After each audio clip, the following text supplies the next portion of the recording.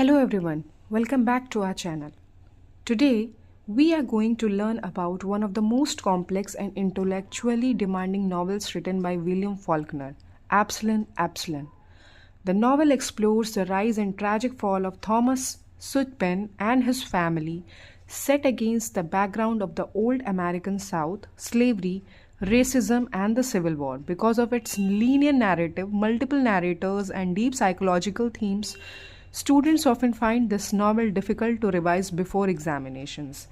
In this video, we will understand Absalom Absalom through a complete and exam oriented mind map, where characters, themes, plot structure, symbols, and narrative techniques are presented in a simple, logical, and interconnected manner. This mind map is specially designed for UPLT grade, UPPGT, GIC, and university examinations, helping you revise the novel quickly and score confidently. चलिए हम लोग शुरू करते हैं। देखिए हमारा ये जो प्ले है ये कहाँ पे सेट है? योकना पटावा में। ओके, तो ये शुरू होता है रोज़ा कोल्डफील्ड से। She is an older women in his home town of Jefferson. ठीक है, ये बहुत ही बूढ़ी महिला है और ये किनसे मिलना चाहती हैं? क्वेंटिन कॉम्सन से, जो कि इस पूरे नॉवल के नरेटर हैं। Someone to listen her version of the legend Thomas Sutpen, और इनसे इन्होंने कांटेक्ट किया कि वो जो हैं क्वेंटिन कॉम्सन जो हैं वो थॉमस सुटपेन के बारे में इनसे सुने। और उसी रात जिस दिन इन्होंने बोला, चूँकि इनकी तबीयत खराब होने की वजह से she couldn't tell the story clearly, उसी रात that same night Quentin goes over the story again with his father. ये अपने फादर के साथ उसी स्टोरी को दोबारा पढ़ते हैं। किसके साथ? अपने फादर मिस्टर कॉम्सन के साथ। Who tells from a different perspective, वो किसी और तरीके से बताते हैं। और उसी के 5 महीने बाद he goes to Harvard, he reinvent the story with his roommate Shreve. ये जाते हैं 5 महीने के बाद हार्वर्ड में और यही स्टोरी को ये दोबारा से री इन्वेंट करते हैं और सुनाते हैं अपने रूममेट जो कि स्ट्रीव है।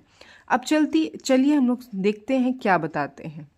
देखिए इसमें जो मेन कैरेक्टर है वो थॉमस सुटपेन है।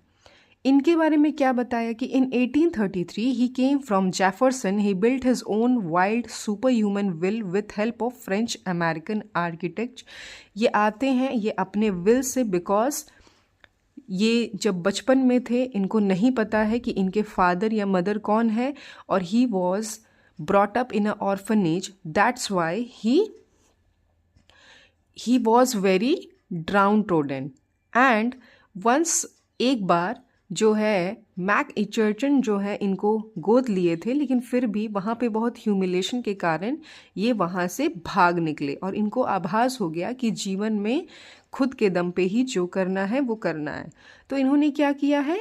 फ्रेंच आर्किटेक्ट के मदद से और बहुत सारे स्लेवरी जो लेबरर्स थे उनके हेल्प से ये एक हाउस बनाते हैं and cultivates a plantation and becomes richest planter in the county. और धीरे धीरे लगभग 2 सालों में इसको ये क्रिएट करते हैं और सबसे रिचेस्ट प्लांटनर बन जाते हैं। अब हम इस स्टोरी में थॉमस सुटपेन के बारे में आगे बढ़ते हैं। ये सबसे पहले तो शादी करते हैं यूलालिया बॉर्न से। She is from Negro ancestry, ठीक है। और इनसे जो है इनका बेटा होता है चार्ल्स बॉर्न, ठीक। इनसे इनका जो बेटा है वो चार्ल्स बॉर्न है। अब चार्ल्स बॉर्न जो है फिर इनको ये पता चलता है कि यूलेलिया बॉर्न जो है निग्रो एंसेस्ट्री से है और जो इनका बेटा हुआ है वो ब्लैक है। तो इसीलिए उनको जो सोसाइटी में जो भी इनके डिस्क्रिमिनेशन चल रहा था ब्लैक एंड वाइट का, उससे इन्हें प्रॉब्लम हुई और ये जो है बहुत टेंशन में आ गए और इसलिए इन्होंने इनको छोड़ दिया। फिर इन्होंने दूसरी शादी की एलन कोल्डफील्ड से, ठीक। एलन कोल्डफील्ड से इनको एक बेटा और एक बेटी हुई। तो ये चाहते थे कि मेरा जो वंश है, मेरी जो एंसेस्ट्री है वो एक लड़के से ही बढ़े। तो फिलहाल इनके साथ तो हेनरी सन और जूडिथ डॉटर, इससे इनका परिवार जो है वो ठीक ठाक चल रहा था। फिर क्या होता है, जब इनका बेटा हेनरी बड़ा होता है और जो डॉटर जूडिथ, तो फिर इनको जो है ये पढ़ने के लिए बाहर भेजते हैं। बाहर जब ये जाते हैं, जिस कॉलेज में पढ़ते हैं, कोइंसिडेंटली उसी कॉलेज में चार्ल्स बोन से इनकी दोस्ती होती है, जो कि 10 साल इससे बड़ा है। और चूँकि इन दोनों के बीच में जो समझदारी है, जो बातचीत है, वो बहुत मैच हुआ वाइब्स, इसलिए ये लोग बहुत ही अच्छे दोस्त बन गए। और उसी दौरान जो चार्ल्स बॉर्न है, इनकी दोस्ती जो है जुडिथ, जो कि इनकी बहन है, इनसे होती है, जो फिर इन दोनों के बीच में एक लविंग बॉन्ड क्रिएट हो जाता है और ये दोनों रिलेशनशिप में आ जाते हैं और ये दोनों शादी करना चाहते हैं। पर कुछ समय बाद हेनरी को ये पता चल जाता है कि जो चार्ल्स बॉर्न है, ही इज़ ब्रदर, ठीक है, हाफ ब्रदर। क्या है वो? हाफ ब्रदर है ये। किसका? थॉमस सुतपेन का। तो अब ये जो है, ये चाहता नहीं है कि इनकी शादी, इन दोनों लोग की शादी हो। क्यों? क्योंकि ब्लड रिलेशनशिप उससे खराब होगा। तो ये क्या करता है, गुस्सा होके ये चार्ल्स बॉर्न को मार देता है, उसको शूट कर देता है। और शूट करने के बाद ये चला जाता है, कहीं पे छुप जाता है। फिर उसके बाद बहुत सालों बाद ये चला गया और जूडिथ जो है वो बची रहती है। फिर इनकी जो मदर है एलन कोल्डफील्ड, वो मर जाती हैं। तो थॉमस सुतपेन जो है दोबारा से शादी करना चाहते हैं रोज़ा कोल्डफील्ड से, बट रोज़ा कोल्डफील्ड जो है ये मना कर देती हैं। ठीक। फिर थॉमस सुतपेन जो है मिली से शादी करने के लिए सोचते हैं। तो वो बेचारी बहुत ही मिडिल क्लास से बिलोंग करती है और फाइनली इससे जो है इनको ये एक लड़का चाहते हैं अपने वंश के लिए, इसलिए। लेकिन होता क्या है, मिली से ये रिलेशनशिप बनाते हैं और लड़की होती है।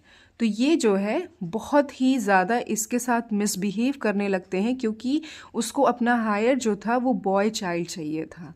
फिर ये जो वॉश जोन्स हैं, जो मिली के ग्रैंडफादर रहते हैं, वो क्या करते हैं, मिली को और थॉमस सुतपेन को मार डालते हैं और इस बच्ची को मार देते हैं। फिर क्या होता है, फिर जो वर्ल्ड वॉर चल रहा होता है वो ख़त्म होता है और फिर हेनरी जो है, ये क्लेमेंस्ट्रा जो है, उनके साथ ये आती है कांटेक्ट में। और हेनरी जो है वो चाहते हैं कि इनकी शादी क्लाइटी से हो जाए, लेकिन बाद में पता चलता है कि क्लाइटी के साथ भी इनका कुछ न कुछ क्या है, हाफ सिस्टर सा रिलेशन है। फिर इनसे भी इनका कुछ नहीं होता है और ये जो है मार देती है।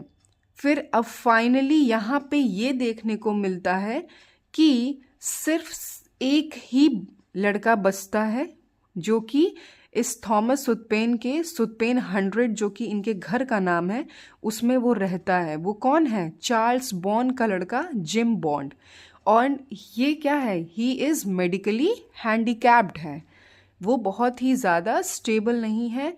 और ये अब finally at the end of the story he is handling the Thomas Sutpen's 100 house. Okay. और आई थिंक ये बहुत ही जिस्ट में, बहुत ही सिंपल तरीके से मैंने इस नॉवेल का माइंड मैप बताया है। सो though this mind map of Absalom, we clearly see how Faulkner presents the moral decay of Old South. ठीक है, the destructive power of racism and the failure of blind ambition through Thomas Sutpen's tragic design. यही ये घर था जिसको इन्होंने design किया था। The mind map approach help us understand the cause and effect relationship between characters, events and themes, which is extremely useful for objective questions, short notes and long analytical answers. If you revise this mind map carefully, you will be able to handle any exam questions related to plot, characters, themes, symbolism or narrative technique of the novel. Keep revising, connect the ideas and remember, Faulkner's past never dies. It shapes the present.